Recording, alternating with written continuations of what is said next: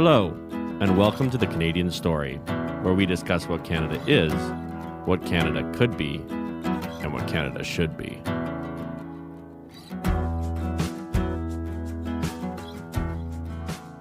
Talk right into your mic, please. Okay. Yeah, you know what to do. Zach Okay. does that to me too. I know, I have to scold everyone about that. You gotta make out with it. Yeah. Welcome. Today we are joined by an old friend of mine, Sarah Blackwood. Sarah, welcome to the show. Thank you. Thanks for having me. It is our sincere pleasure. We start every episode by asking our guests something they love about Canada. So if you could just give us a rundown of what you love about this country, that would be awesome. Easy. Okay. It's beautiful. If you've ever driven across Canada, there's so many different things that you see, that you experience, that you kind of can explore. And I think my favorite thing about Canada is just how the nature thrives and how beautiful it is. You know, you go out west and there's mountains and islands and beautiful oceans and lakes. And it's a really beautiful place. And for the most part, people are extremely friendly here. Like we really are. You've been to every corner of this country now. Every everywhere. deep, dark corner. So for the listeners who don't know, who have, I guess, been living under a rock for the past decade, Sarah Blackwood is one of the members of Walk Off the Earth. So we've spent, a decade touring Canada, touring the world. So she's seen lots of the country. I've seen it all. Even parts that I didn't expect to see because we accidentally drove the wrong way for 4 hours. Yeah, that'll happen. In the wrong direction and ended up somewhere up north in the Northwest Territories or the Yukon, and we wake up on the bus or the van and go, We're doesn't not feel supposed right. to be here. Where are we? Okay, so could you recall what is maybe one of the weirdest places in Canada you've ended up? Yes. Oh, I mean, I think in between Ontario and British Columbia, there's a lot of empty space, and you can end up at like a diner somewhere and just be, you're in this, you've gone back in time and you're in this place and you're like, where am I right now? Like, who are these people? There's people like, They just look like they're living like from 100 years ago. Yeah. I mean, I've had a lot of really weird experiences and crazy experiences in Canada, but they're so hard to recall specifically because, like Zach said, like we've driven across the country thousands of times at this point. Yeah. I remember with my old band, we would start a tour here, from Burlington, and we would drive all the way to Winnipeg.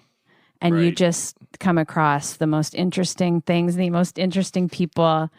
Gas prices changes dramatically depending on where you are in the country. Because it depends on how hard it is to get there. Northern Ontario, I've always found to be a very weird place, and like in a good way. Like, I love it though. Like the shield and like the moose and the swamps. It's just such a different Canada. Oh, when you get to see a moose or caribou, it's the best thing ever because they're these majestic creatures that you see on TV. When you see them in real life, you're like, whoa. It's like seeing a unicorn. Yeah. And they're massive. Oh. They're massive. Huge. So big. They take out semi-trucks. Like if a semi-truck runs into a moose, the semi-truck is done. Oh, yeah. We've The hit... moose wins. We've hit, deer. I don't think I've ever hit a moose, but deer destroyed the front of the van of whatever band we were touring with. And just... I think actually, you know what? One funny story. We did this tour across Canada with a band from Australia, and they came here, and it was in the middle of winter. They came here with zero real experience of winter at all. So they all had hoodies and, they're like flip flops or whatever. And oh no.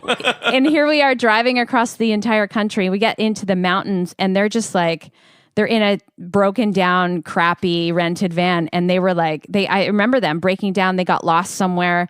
They had no jackets. And we were all like, you guys need to go to the store right now and get yourselves hooked up. Blankets, jackets, mittens, toques, or beanies, whatever. It's definitely, it's different than the rest of the world. And it's very different from North America. North America almost feels like you can be in different countries when you're down there. It's like the states are all their own little countries. Yeah, true. Yeah. Canada's just like all the way across kind of the same. Well, I mean, the difference between Nebraska and California is drastic. Drastic. It's The difference between Florida and Ohio, it's just there's so many different accents in the States as well. You go to Boston, you're in Boston. You go to New York, you're in New York. You go to California, you're in California. I think in Canada, it's just we have the one accent. And it gets really strong if you go to the outside edges. To the sides, yeah. Especially the East Coast. It really must hits be you something there. to do with the water. Yeah. Yeah. And I think we all, because we're from Toronto and a lot of us are well traveled or whatever, so we kind of you can't really tell. But I find myself when I hear myself back in interviews or talking for whatever reason at a VIP session or something, and I say certain words, I'm like, wow, I just said that really Canadian. Do you use A still? I totally use it all the time. I use it all the time. Yeah. I use A. My husband's mom is from out east, so words like couch, she just says like, "Oh, the coach." Like, oh yeah, or a boot. Or yeah, exactly. A boot's a lot. I don't know a lot of people. that JJ say McCullough a boot. does it a JJ lot, does yeah. say a boot. He does. Like fiercely. Yeah, we pronounce our O words and OU words just a little bit different than the rest of the world for sure. It's endearing. Yeah. So what would you say? So you've been all over the world. You've seen a lot. What would you say is the most unique thing about Canada? Like when you come back here, you're like, that's Canada. I think, well, the most unique thing definitely when you're outside of Canada and you're in the rest of the world is people love Canadians. Right. And they can never tell where you're from right away. So they kind of start a conversation. Are you American? Yeah, exactly. And I've experienced that firsthand in so many places in Europe. Prague, Germany. If you're having a conversation with someone over there and they know you're from North America, so they're already stoked. So like people from Europe always want to come over to North America and check it out, just like we want to go there. And they'll be like, oh, yeah, cool. So, and then you get to the point, okay, where are you from? Oh, Canada. And instantly they're like, Canada! And then it's just this, like, their whole demeanor changes because they love Canadians. So I think the one thing that we take with us that's really unique is the fact that we can go anywhere in the world and be loved by everybody else. It's a real blessing. Yeah, it's a blessing. Although right now I feel like if we go anywhere in the world and have a conversation, obviously about what's going on, people are like, "Oh, are you still in lockdown?" Yeah, like you guys it are the seems ones. to be just us. You guys are the ones that are like really far behind, right? Yeah. Wait, why are you all still in your homes? Yeah, it's probably because we are so chill and we're just like, okay. Yeah. Sure. All right, government. We'll do whatever you want. Yeah. But I mean, coming home to Canada, it's just, I think, and it's probably like this no matter where you are, it just feels like home. You cross the border, you come home from the airport, you come back onto Canadian soil and you're like, yeah, I'm home. Like this is where I'm from. And that's like a really nice warm feeling. So I feel like our country does give people like a cozy place to be. Yeah. That's a good point. I definitely can echo that. Nothing has made me appreciate and love my country more than all the touring that we've done and going to other places. Yeah. When you come back to Canada, you're like, this is right. Yeah. This is home. right. Yeah. Yeah. And it's cool that it gives us that sense of home, I think. Because I think some countries, don't have that. When you get there, you're like, oh, I feel on edge, right? We've had people on the podcast who've like had riots going on in front of their house and like people trying to kill their families. Yeah. And it's like, you probably don't feel like you're at home when you come there. Like you love that place, but you have this fear about it. Yeah, absolutely. And that happens in more places than you'd think. My kids the other day, I made them tacos and I always make their food up for them before I give it to them because otherwise they're kids. They're like, I didn't want this on there, blah, blah, blah. So they were like, oh, I didn't want meat on my taco. And Johnny and I don't cater to, I want pasta and I want noodles with butter and I want a hot dog and I want this. Right. All three kids get different things now. Yeah, no, we're not we're not doing that. This is not a restaurant. Yeah. You eat what we eat, and we're very adamant about our kids eating actual food. Like, don't give me the kids menu. They're going to eat what we're eating at the table. They're going to eat from the grown-up menu, and we're going to teach them about exploring food.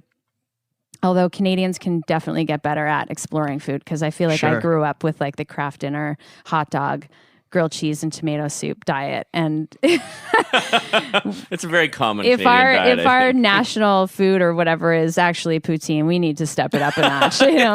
We can do better. We can do better. We can definitely do better with our culinary palate. But anyway, so they started complaining about not wanting certain things on their tacos. So I said, you know what? Let's sit down. Let's go on YouTube. Let's look up what other people are eating in different countries. And we watched like Africa, we went to all these different countries to see what people are living like and to see what they're going through and to see what their food options are.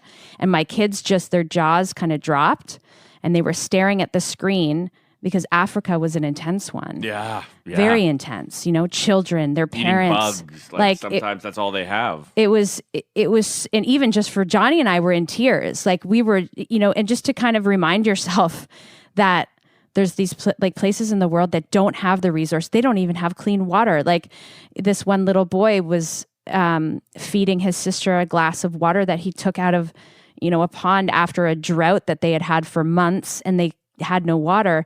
And he said, if I don't give my little sister this cup of water every day, she will die of malaria because she's sick with all kinds of different diseases right now. And my mom can't get up because she's also sick. So letting my kids watch that and kind of recognize what the situations are like in other parts of the world, I think was a really important parenting move, because I do know a lot of parents that would have said, okay, well, what do you want then? I'll make you the noodles with butter. Okay, you don't want to eat that. I'll make you this. And I just said to them, do you think if I handed this taco to that little boy that he would say, no, thank you? Right. I think what did they eat the tacos at? Oh, they didn't say a word afterwards. That's good parenting. Exactly. They didn't say a word. They ate their tacos and they haven't complained since. And I honestly think that once a week, if parents were to showcase, depending on your situation, to showcase what's going on in the rest of the world, they would have a different perspective. Children are really smart. Mm-hmm. They really are. Mm-hmm. They don't, they're also very manipulative, which is why we're all like, okay, fine, we'll just make you what you want, just shut up. Yeah. But it's so important at the young ages to showcase and to let your children see these things so that they can appreciate what they have, Mm-hmm.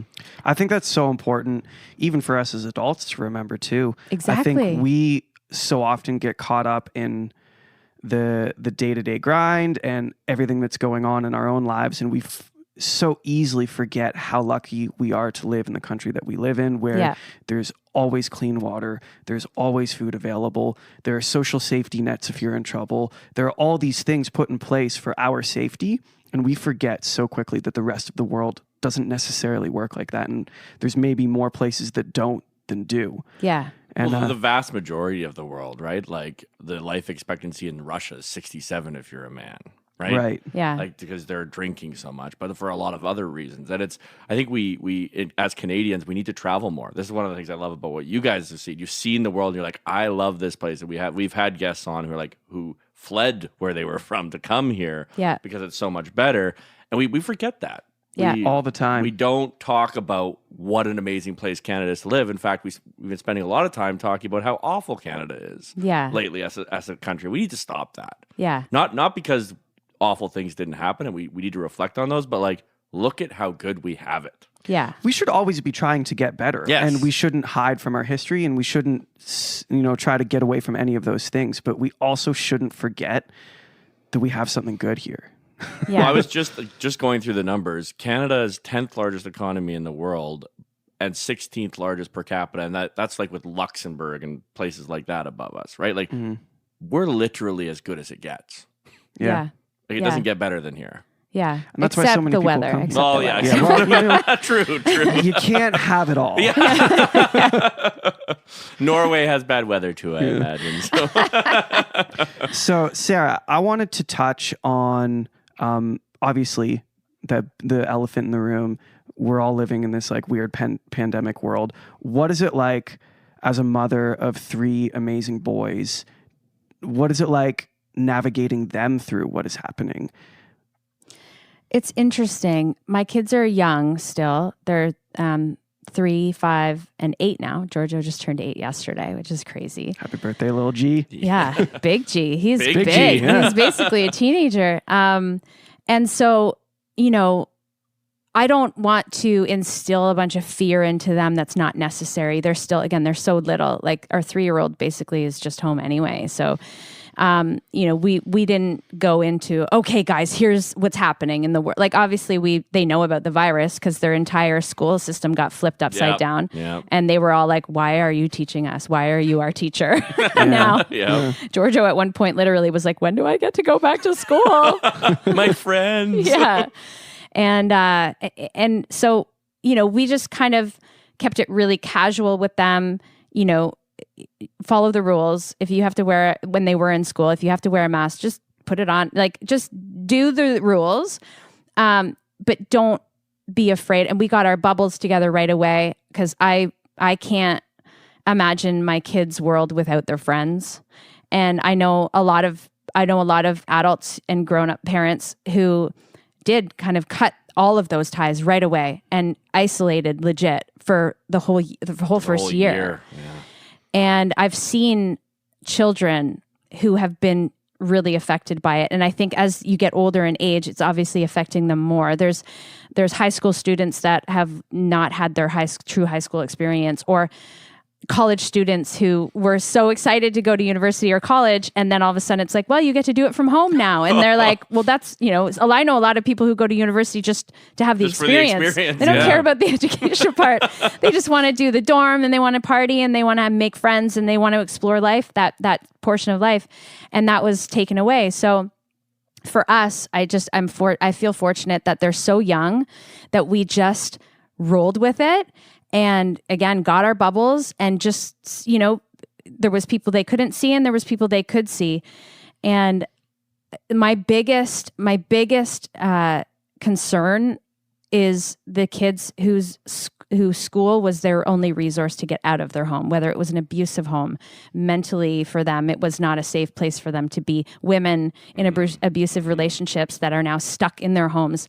Even driving your kids to school was an out for you for the morning or for the afternoon. So your abuser being gone to work. Now they're there all the time collecting government money. Why would you go back to work after that, right? So, and there's so many different there's so many different scenarios that I think about that just make me feel sick because of all of the shutting down and all of the resources going away. And so for us, it was just really important to keep them feeling normal, in an environment that felt normal. And of course, being just a little bit more aware that it's out there. If we go to the store, here's a little bit of hand sanitizer afterwards, before, after, put a mask on, just do what we need to do so that it doesn't seem like this massive change for them. So that's what we did. Yeah. And how do you think they've handled it? Has it gone well, would you say? Yes and no. Yeah. Well, that's a very honest answer, right? Yeah. I mean, we're all trying to figure out how to do this. So that's very fair. Exactly. Yeah. I mean, at first, I guess it was last March, April, March, when it started to really flow into this country. Yeah. And we were really unaware of what was going to happen. Kind of February in China, and then it got here, and we're all like, okay, we're all shutting down. Yeah. I remember I thought tons of people were going to die. I thought this was going to be like catastrophic. Well, and then that Contagion movie came on Netflix. And then everyone watched it. Yeah, I know. I watched it and I was like, okay, so 7 of us are going to live. Yeah. And the rest of the world is going to be gone. So at first, and we actually had a walk-off tour booked. We were so booked up. I remember getting the call from our tour manager in March when it was basically like, hey, everything is canceled. And at that point, we were looking at tour dates all the way through October. Yeah, I was like, exactly. Wow, that's a big deal. Yeah. And Johnny's parents have been a massive help for us over the years with the kids. And I brought all 3 of them on tour, like all of them since they were born, since I was pregnant.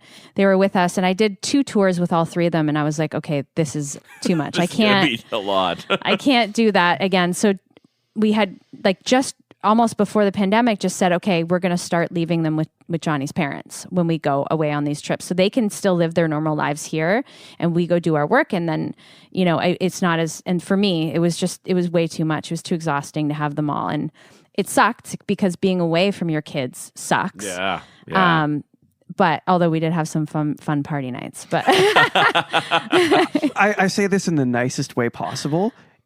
It was way more fun to have you out and hanging out with us on tour without the kids there. Yeah, it definitely. And I love your children. Well, they're amazing. It made me love my job again. Sarah got so much more fun when the kids weren't around.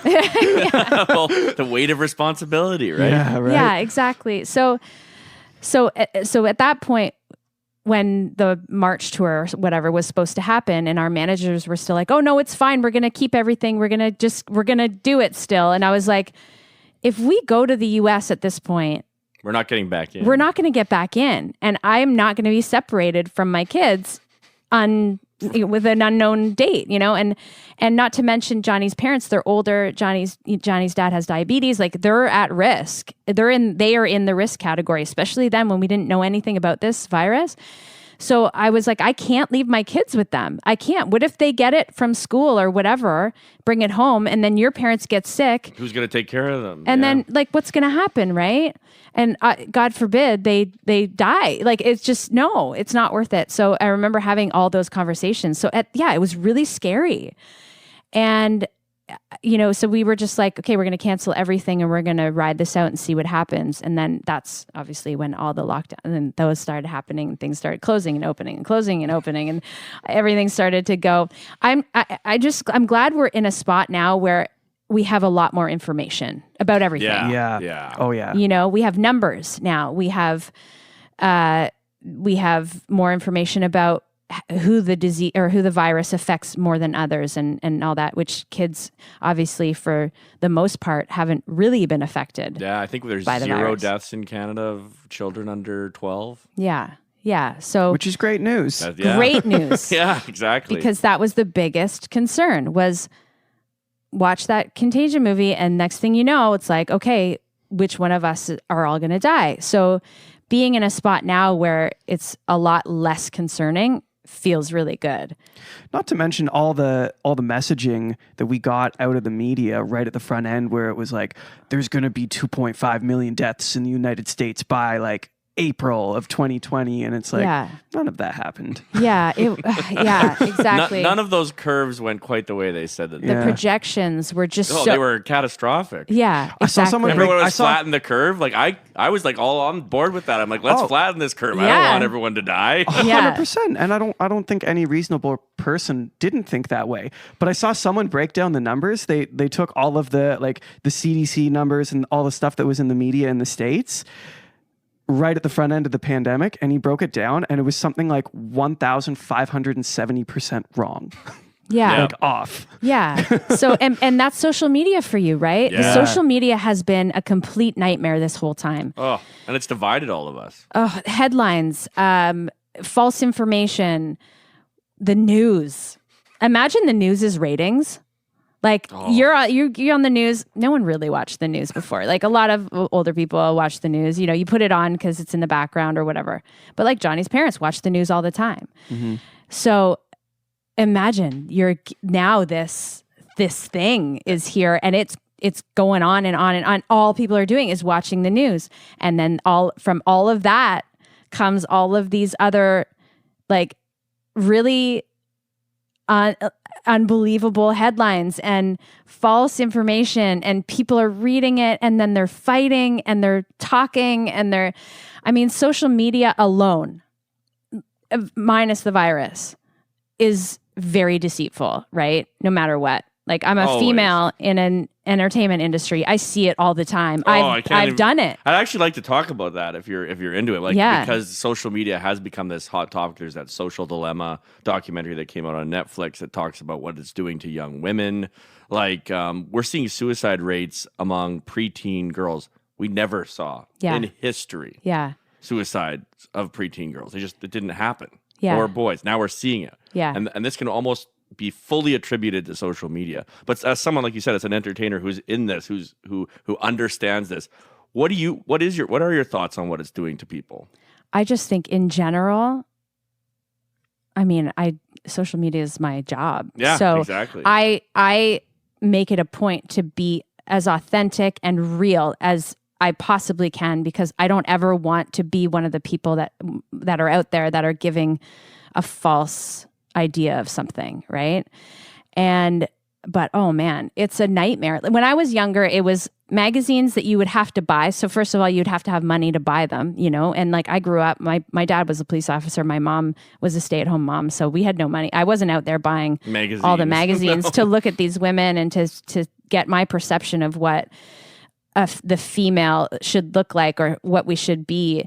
And it was already bad enough, So now it's like every single place you look, every single place you go, there's just shit everywhere of just, this is what you need to look like. This is what this person looks like. This is what I'm doing. Young women on TikTok that influence 12-year-olds are going and getting lip injections and Botox, and their fans are 12 years old. Like when I was 12, I had definitely had like body issues, but not to the extent that they do now. And I'm just thankful I don't have a daughter, to be totally honest, because I feel like it's a really tough world to navigate young women through at this point. And anyone though, now we're all seeing it, right? Like all of these headlines and advertisements and things and division and separation and bringing like the togetherness, like it's so confusing. It's so confusing. And it's, to be honest, my kids, I won't let them on. So they all have Instagram accounts, and I post, I'll post pictures of them.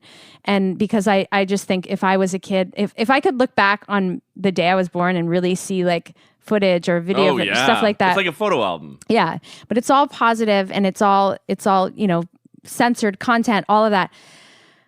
I won't let them go on TikTok. I don't even go on TikTok. I hate TikTok. I won't do it. It's the scum of the internet. It's awful. It's terrible. It's a terrible, terrible place. And if you're there, leave. Yeah. I couldn't agree more. And it consumes people's entire lives. Like lives. I was at our new studio the other day, sitting outside, and we have this big window, and it's in a spot where people do a lot of TikToks because there's like an iconic telephone booth there or something. So anyway, so we're always seeing, and it's in Burlington. So there's a lot of like young youth out, they're out, it's downtown, whatever. So I just looked outside, and there was 5, like probably 12, 13-year-old girls doing the TikTok dances for 45 minutes until they got it perfect. And then right after, they sat on the windowsill, all with their faces in their phones. They were probably like editing it and putting the captions on and doing this. And like, to be totally honest, I said to my friend Sam, I called her and I said, there's 5 12-year-old, 13-year-old girls outside staring at their phones. I was like, when I was 13, I was hiding under a bridge smoking hash. Like, right. Yeah. Yeah. And not saying that that's what I think 13-year-olds should be doing, but I was interacting with my friends. We were walking through the forests. We were like discovering the city. We would literally walk everywhere. We would walk for 5 hours at a time, just from one end of the city to the next, and find bridges and just hang, and I don't know. And I don't want to sound old and like, oh, kids these days, but it's really sad to see. So I try as hard as I can to keep my kids off of those specific apps. I don't mind them using iPads for things like educational things. If they're watching YouTube, they're not allowed to watch Ryan reviews. Like, they can't watch stupid stuff. They're like, there has to be educational, like epic history and stuff like that. And I always put those David Attenborough shows on Netflix for them, Those are great. His voice makes me calm. He's so good. He's a wonderful man. He's so good. So I think it is important for parents to monitor what their kids are watching, because I do see, so again, we have TikTok. I do see a lot of, how you can recreate someone's audio or TikTok, and you can take their audio and redo the skit or redo their thing. Yeah, to be honest, I know nothing about it. I've never used the platform, but I had an intern working here at the studio once. Oh, he loved it. No, it was a different one. It was a young girl named Bella, and she does fairly well on TikTok, and she was showing me some of it, and I was like, oh no. Yeah, exactly. This is not a good place to be. Yeah. Also, yeah, there's just so many things wrong with it. I don't think young women should be on TikTok. But they love, like, I was dating someone who had a 13-year-old girl, so I got to experience this, and she was on her, like, I feel like I am a cyborg. Like, my whole work is done on my phone. I'm on the phone all the time. If I don't have that, then suddenly I feel like I've lost an arm. Yeah. But it was like she was losing her heart. Yeah. Like, if the phone was ever taken away, it was like true devastation. Yeah. Oh, I know. Like, I have a niece. I have tons of people who I know whose daughters in that age group. If you take their phone away, they go through full withdrawal. Oh, yeah. Full like withdrawal. Weeping horror at the idea that that's their whole life. Yeah, it's really disturbing. I've floated this idea. I've floated this idea before, and I know that it's unpopular, but let's call that what it is. It is addiction. Yeah. Right? So what are the other substances that we consume in our lives that are addictive? We consume alcohol, we consume tobacco, we consume marijuana. Although I don't know if marijuana is addictive. I don't think that it is. But take alcohol and tobacco. There are age barriers on when you are allowed to use those substances because they are addictive and they ruin lives. We know that social media is addictive and ruins lives. Yeah. Why have we not put a barrier to entry on it? Exactly. Because these companies are making so much money. And you know the demographic they're making the most money off of? Teenagers. Exactly. Oh, of course. Yeah. Well, they're the most impressionable. Yeah. And it sucks when you see like a 12-year-old girl dancing in her bedroom in tiny shorts to some song because you're like, who's watching that? Yeah, some who's creepy, watching that? Some creepy middle-aged dude on the other end of that screen is watching that 12-year-old girl dance. Exactly. That is a symptom of an unhealthy society. That's gross. That's like approved child pornography, in my opinion. That's really. Exactly what it is. Yeah. That's not okay. The sexualizing of children is evil. I don't know why we have to Well, we don't. Why there's a debate about it. But there is. We're allowing it. Yeah. And people are watching it. I know. And enjoying it. And like, this is the thing. It's just not okay. I understand why certain countries ban apps like this. I think TikTok, I mean, look at China. China has like serious regulations on anything. They don't have like, I don't think you can even watch like actual YouTube over there. It's like their own version of it, or they have like TikTok doesn't exist. It's been banned in certain countries, India as well. I don't think you can watch TikTok if you're in India. There's just certain places that are like, no, we're not going to allow that. And, depending on their reasons for it, again, I'd have to do more research on that, but I get it. I'm like, yes, ban it. Ban that shit. It needs to go. It needs to go. And I think what's sad is that there's an entire generation of children right now, and many of them are losing their childhood to that. Yes. That's the great tragedy. To the online, like, we can take all of the ideas away from it. Like, that is a tragedy. Yeah. Right?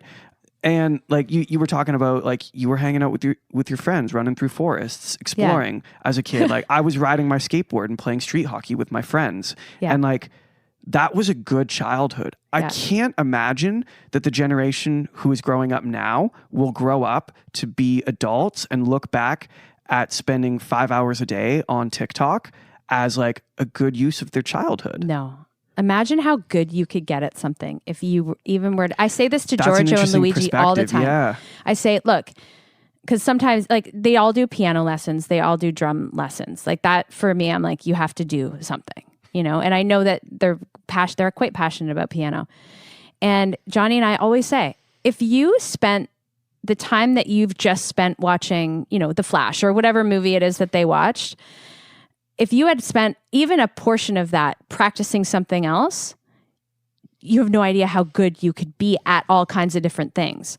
I'm so adamant about just try everything, right? Skill set building. And I don't mind. You can go on a screen. I'm going to tell you in 30 minutes to get off of it and take it away from you. But like, or, we have our movie nights. I have 3 kids. There's some nights where I'm like, just go downstairs and watch TV. Like, I'm not totally against it. But you mean you're human?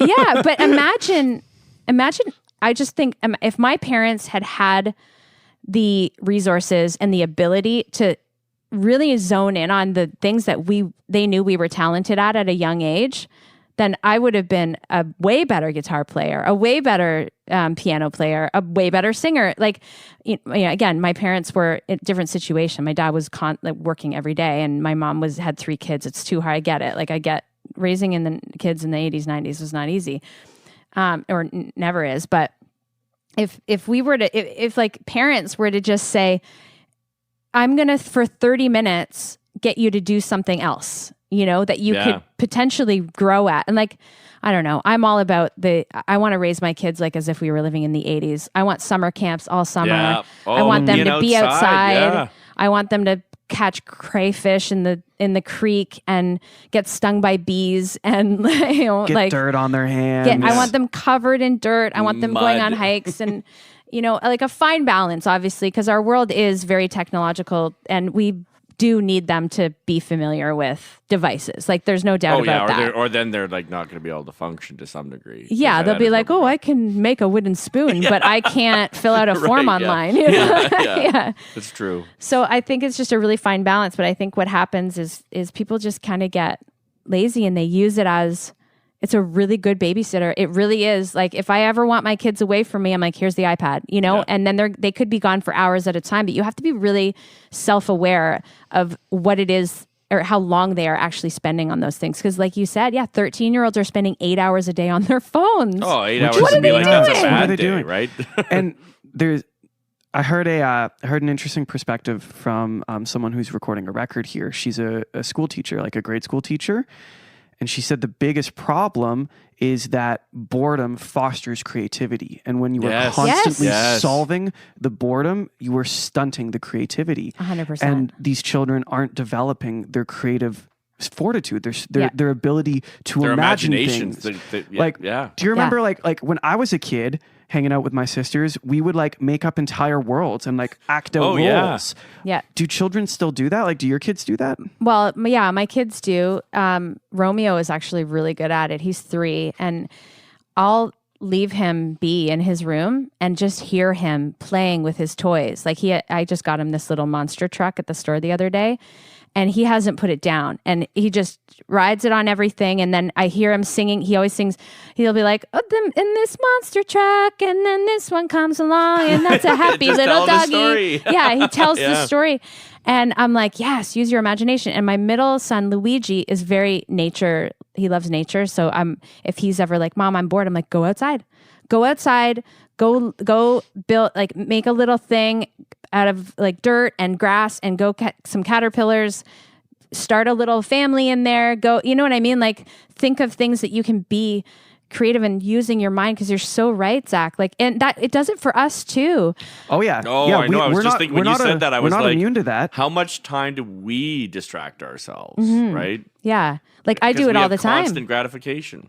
Yeah. That's the other thing. It's instant gratification, and we are no longer teaching or practicing delayed gratification. And it is only delayed gratification that will actually give you results in your life that you're going for. Like, everything in my life that I look at that I love and appreciate was hard. Yeah. Mm-hmm. Exclusively. Yeah. Everything. Yeah. The most valuable and important things to me, all of them were hard.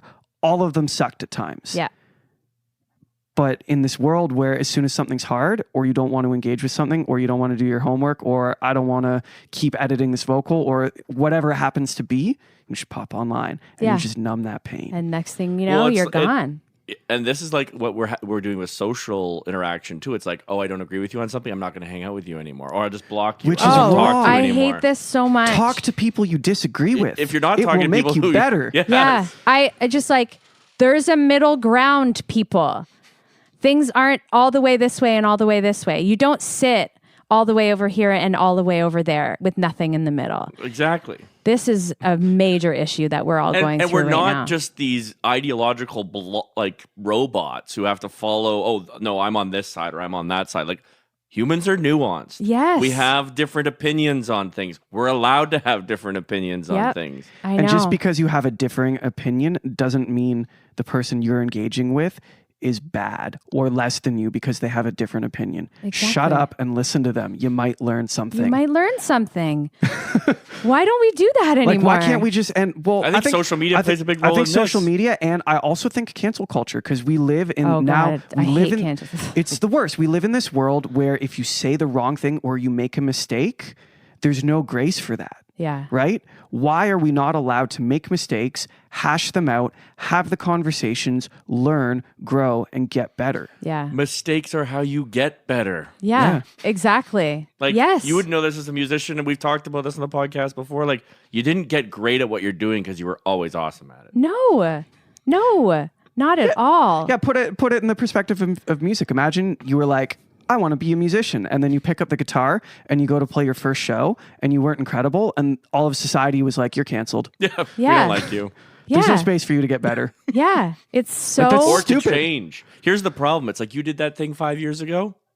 That's you. Yeah. Or you did and we experience this with music all the time, because with our band, we explore all different genres of music constantly. It's like, it's a pro and a con tag. Yeah. But it's fun. It's fun. It's like, because you love music. Yeah. Like at first, when we first blew up and we signed with Columbia Records, they were kind of like, okay, so what genre are you? And like, what is it that you're going for? Because every song that you gave us for this album is a different genre. And we're not really, and I get where they were coming from, because when a big label wants to give somebody a brand. They don't want to say like, well, this is what this song sounds like, and then they're going to do like a hip hop song and then a heavy metal song, and that song has opera in it. And like, it's hard to sell. It's hard to sell something when you're that all over the place. But people say, oh, I don't like this. You know, we put out a song called Gang of Rhythm. Everybody loves it. We have like tons of kids in the song. They love it. Families love it. And then put out a song like Nomad that's about a one-night stand, which we've all experienced. Yep, you know, for the most part, we didn't just miss that part of our life. No. And we're artists. We write about things and experiences that we've had. And then all of a sudden it's like, this isn't you guys. How could you talk about something like this? There's children listening. Like, guys, you don't have to play this for your children. Yes, exactly. Like, okay, there's a swear word in it, which we should talk about swear words too, because I really want to change the game when it comes to swear words, especially when it comes to parenting. Right. Because why is it okay for us to say to a child, you're not allowed to say the F word, the S word, the A, whatever, but you're allowed to say the word ugly and hate and fat and disgust. You know what I mean? Like in our house, I swear all the time. I swear all the time. My kids hear me swear all day. I have a huge potty mouth. None of my kids swear. They all know they're not allowed to say those words. Like, and when they do, they actually use it in context. So I'm kind of proud that. Nice. Like Luigi stubbed his toe once, and he was like, I just heard him out of the corner of his mouth. Fuck. And I was like, what'd you say? And he goes, nothing. Nothing, Mom. No. But ow. Yeah. Ow. And I was like, okay, well, you used it in context. You're not using it at school, and you're not being rude to people with it. Yeah. Don't be rude to people. But why, the word, again, hate, ugly. Disgusting. Like fat. Loser. Loser. Yeah. Those are words in my house that if I ever hear my kids say them, and they don't very often because they are sweet kids, but like if they do, I'm like, no, that's a bad word. Those are words that I consider to be swear words. Well, okay, so I grew up in a Christian home, and there's a Bible verse that says, "Let no unwholesome word come out of your mouth." Yeah. Right? And the Christian culture often takes that to be like, well, don't use the word shit. That's unwholesome. Yeah. But I think there's a lesson to be gleaned out of that. I think the way you use language affects what you're saying. So if you say, "Oh shit, I'm sorry, I did that," like I made a mistake, like that's one context of the word, and it is entirely different than saying you were a piece of shit. Yes. Yeah. That's unwholesome. And so we have these category of 4-letter words that like society considers unwholesome, but you're right. You're a loser, you're fat, you're ugly. Like that is all unwholesome. Like let's have a more nuanced and like helicopter view of like how we use language and how it affects the people around us. Exactly. Because that's where the bread and butter of it is. That's where like your words have power. Yeah. Your words change words people. Mean things. They mean things. They and mean be well something. spoken. You don't want to just sound like a hick that just swears all the time. Yeah, of course. Use them in context. Yeah, use them properly. Well, and they're good words. Like they're enjoyable to say. There's a reason we use them the way we do because they're emotive. Yeah. Right? I think they do have some kind of chemical reaction. They did a whole special recently on the word fuck. And I think Nicolas Cage hosted I can't remember where. It's a great, and where he goes like all the different ways it can be used. Yeah. It's one of the most it's a very versatile word. Yeah. I can't remember what we were talking about before I steered the conversation in that way. By the way, when I drink coffee, I go all over the place. Oh no! Well, we like going all over the place. Okay, so I on this topic though, I want to wrap that topic up. Where is the line? When do you think you're gonna hear your kids swear and be like, okay? I think when they're, at least in the double digits. Yeah. 11, 12, 13. I think beyond that, at that point, they're saying it with their friends anyway, right? You're in high school, basically. And when you're 13, you're pretty much in high school. So yeah, you're basically there. I mean, I was definitely swearing when I was in grade 7, 8. So that was, Yeah. We sometimes grow up and forget that, don't we? Yeah. Yeah. Well, I think this goes back to what we were saying earlier, though, about society dividing and how everyone has an opinion on everything. Yeah. It's breaking everything down into black and white, right? Yeah. It's like saying, oh, you're a bad person because you're swearing. What, really? Yeah. Is that now You sure you've never muttered cuss use? words under your breath? Well, not even that. It's like the people who don't do it because they feel like that somehow changes their moral standing. No, not at all. And cancel culture is a to nightmare. Stop. It needs to stop right now. But the thing is social media is such a monster that I don't think we're capable, because back in the day, it's like nobody was able to, not like every person on the planet wasn't able to just kind of share their opinion.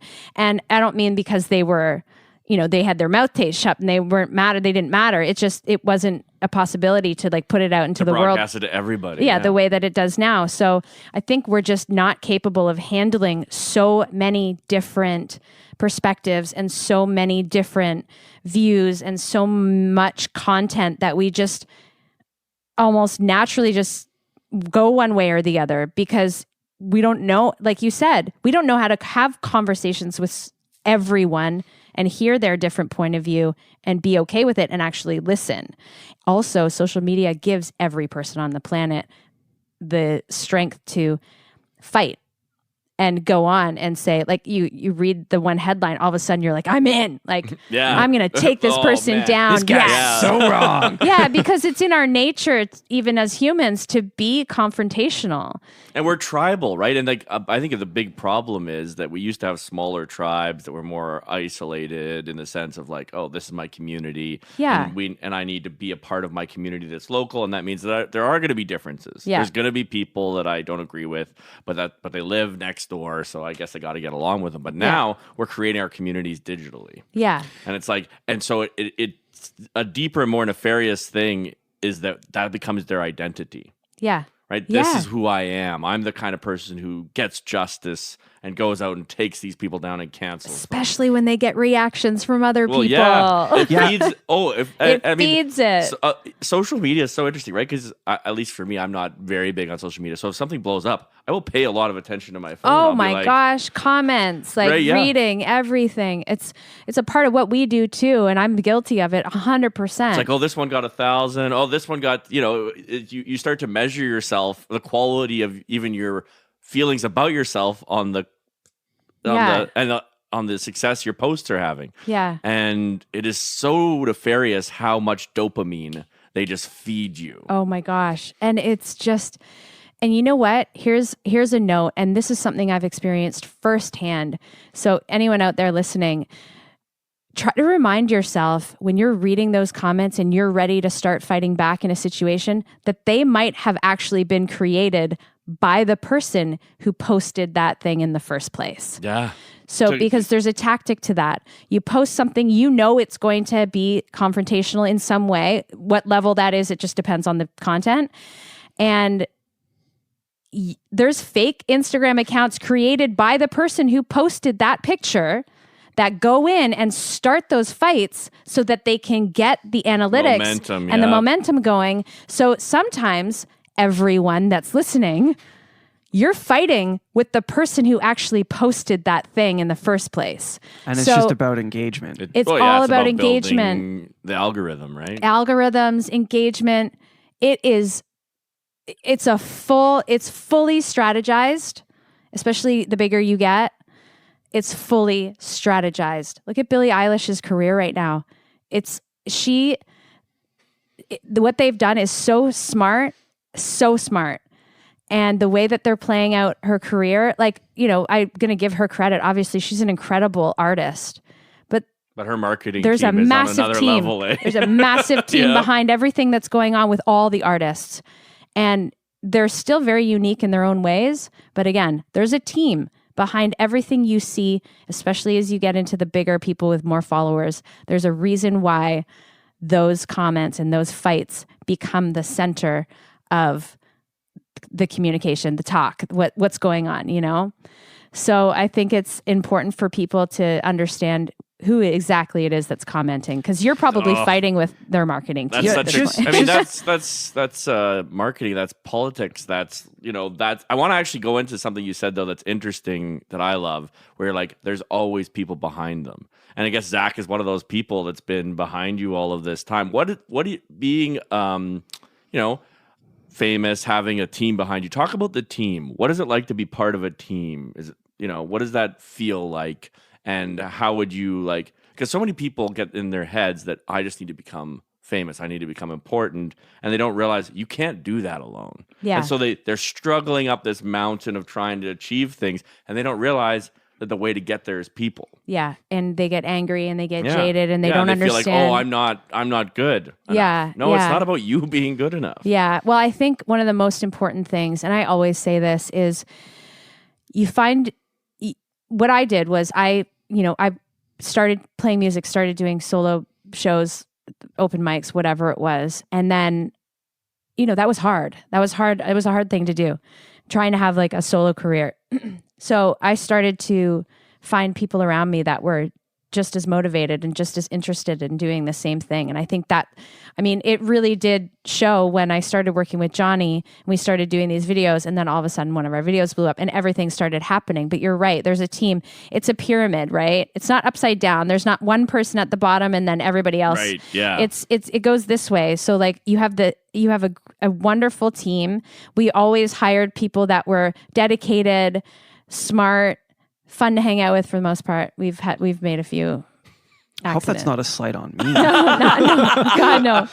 Zach came to us when he was 19 years old with his little emo haircut. He was this skinny. He was so tiny. You shaved that emo haircut into a mohawk, though. I sure did. Because you're like, no. I sure did. I gave Zach a massive mohawk. It was awesome. I remember when you had a mohawk. Yeah, it was so fun. That was a good phase. That was good. Yeah. Zach would let me do his hair. That was the most important thing. Right. Well, really. Out of everyone, it was like Johnny okay, and Zach. so hiring. I need someone to do whose hair I can do. Yeah. But yeah, it's just so important, and it's a team effort. You need to surround yourself with people who are motivated, who will try things. I think a lot of people kibosh things right from the start. Oh, that's a stupid idea. No, that's never going to work. Oh, no. And that's what worked for us, was every ridiculous idea we had for a video or a song. We just did it and said, maybe it'll work and maybe it won't. But if we're making things, we're having fun. Yeah. If we're going to do this, let's do it. Let's not try to be the coolest or try to be something that we're not. Let's just be us and just find the people that are going to be able to do that with us. Zach has experienced firsthand. He'd probably watch a video with us playing some ridiculous thing that we invented, and then he'll be like, "Oh, we're going to take that on the road for sure. That's coming on the road." Right. Now I have to build a case for it. Yeah, that is a real thing that has gone through my brain. Yeah. So yeah, our team is incredibly important, and they mean a lot to us, which is why we've had people like Zach with us for over 10 years now. So I think this year is 10 years. Oh yeah, this will be the 10th year. I think this is 10 years, yeah. So when you find those people, keep them in your life, even if you disagree with them sometimes, yes, even if you exactly. don't like their idea, or, sit down, have a conversation, see where their creative mind is at, see where yours is at. Songwriting was one of the hardest things, and I think is one of the hardest things for people, because a lot of songwriters and artists don't want to stray from their own ideas. Yeah, because they feel like so attached to that's my idea. Yeah, exactly. And one of the things that I learned a lot, because songwriting is probably my weakest link. I don't enjoy it too much, and I never feel like I'm good at it. Right. But we've done a lot of really great songs that have gone gold and platinum. So I guess we're okay at it. Something's going on. Well, you're not terrible. Not terrible at it. But writing a song that you feel really proud of and then taking it into a room and having other people tear it apart and change it. That's like your child. Is something that you need to get. Yeah. You need to get used to that. Because if you want to be successful as an artist and you want to work with other artists, which is a good strategy of becoming famous or getting more attention, you need to be able to let go of that one lyric that yes, it might have been about your mom or your cat or whatever. Right. But there's a way to say it better. And Right. these people are really professional at it. And you need to kind of just let that side of it go. And then in the meantime, if you want to go release a song about your cats on the side, go do that. But yeah, if you want to find success, you have to compromise. Be able, it's necessary. Yeah. Compromise. You have to be willing to work together. You have to work together. You have to, because you just never know. You never know. Well, and I like what you said about Billie Eilish, because I think it makes a lot of sense, right? It's like she's not just this individual. There's a massive team behind her that's making this all possible. Yeah. And that's I think the case for everyone. And I think we've just lost that somehow in general culture. It's like, oh no, we're all individuals that are just trying to achieve our dreams. No. Every one of us who's achieved something significant has had a team. Yeah. And imagine the pressure that's putting on younger people who are trying to break as artists or break as anything. Well, that person did it on their own. Yeah. How do I do that? No, they did not. No one does anything completely on their own. It's so important to surround yourself with people that have a similar vision, whether you're going to take the same road or not to get there. That's here nor there, but it's so important. And that's why it worked for Johnny and I, because again, we were just like, let's just try everything. Let's not say no. Let's just say yes to everything and see what happens. Action provides clarity. Yeah. Right? And the now more you act, the more you know what you want it to look like. And now we have, probably over 400 videos on YouTube. Like, we have so many things that we've accomplished from trying everything and saying yes to everything. Although I probably, once touring comes back, I'm going to say no to a lot of that, because you've been doing that for I a said long yes time. to it forever, and then was finally given this like Alt-Control-Delete last year. And you're like, Mother Nature was like, everyone go to your rooms for a year. We all got grounded. We all got grounded. And it did open my eyes a lot. Touring's very expensive, and it takes a lot. It's a lot of production, especially in our world. It's a lot of, well, you guys want to try everything, so you have to bring everything. So you need to be able to do everything. But when you get into that busy state and you're doing what you love, you don't want to stop. No. You don't say no to anything. You're like, yes to this, yes, yes, yes. Like, we'd be on a plane from Paris to Toronto, and next day, Toronto to Australia. Like, No. That was the same day. That was the same damn day. That was the worst set of flights I've ever been on. We flew from Paris to Toronto to Vancouver to Sydney, all in one go, and it was like something like 40 hours. Yeah. Oh. And I think, well, I don't even think, I know a piece of me died Yeah. over the Pacific Ocean. I think, if anything, this year has given me a very strong perspective on what we were doing before. And now I understand why we were so exhausted, not to mention throwing 3 kids into the mix. And now, because of this break, if you want to call it, we're able to kind of see more clearly the things that we should be saying yes to and the things that we should be saying no to. We're also in a fortunate position where we've worked our asses off for the last 15 years. Yeah, to get and here. did that. We did that with Walk Off for 10 years. I was in a band for 6 years before that. We were literally on tour 10 months out of the year. So for 15 years, it's been go, go, go, go, go, go, go. now are given this like opportunity to stop for a second and reflect and actually gather information and numbers and all kinds of things that you just never had the time to do before.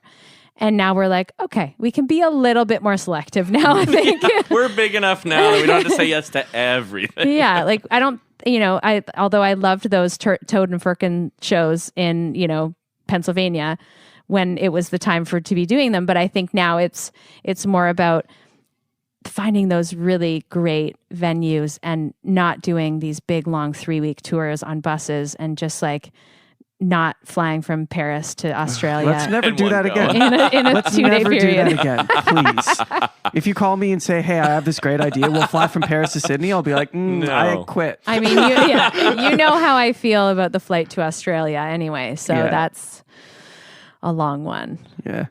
Well, unfortunately, we are out of time, but thank you so much for coming by. Thanks for chatting with us. It was such a pleasure having you on. Really quickly before you go, why don't you just tell everyone where they can find you online? Yeah, of course. So Walk Off the Earth, everything like Instagram, Twitter, Facebook, TikTok. It's all just Walk Off the Earth, YouTube.